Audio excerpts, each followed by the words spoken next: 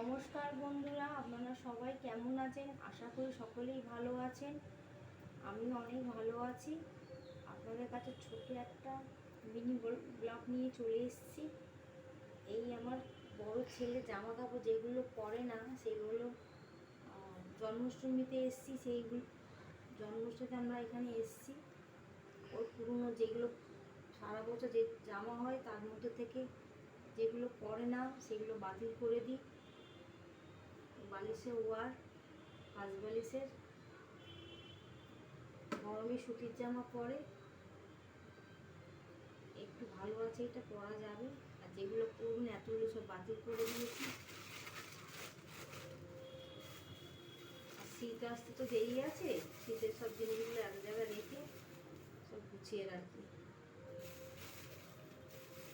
আমি থাকলে আমার গোপালের জামা যত্ন থাকে, আমি তো থাকি না।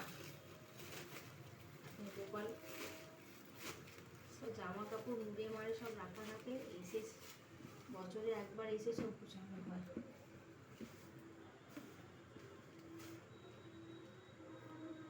বাবার তারকনাথের চাদর, এই জামাটা আমার গোপালের।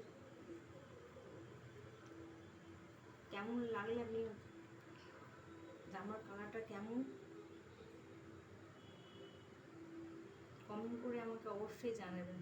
সুন্দর কালারটা, আমার এই কালারটা খুব পছন্দ।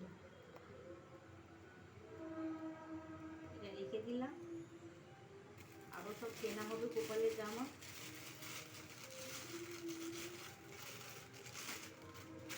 আমার গোপাল ছেলেকে দেখুন শুনে বসে আছে, অসোনা ছেলে, অসোনা বাবা বসে আছে ওখানে। থাকি না, গোপালের যত্নও হয় না আমার।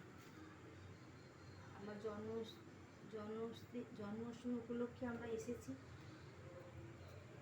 কদিন আছি, কাল চলে যাব। সব গুছিয়ে রেখে যাচ্ছি।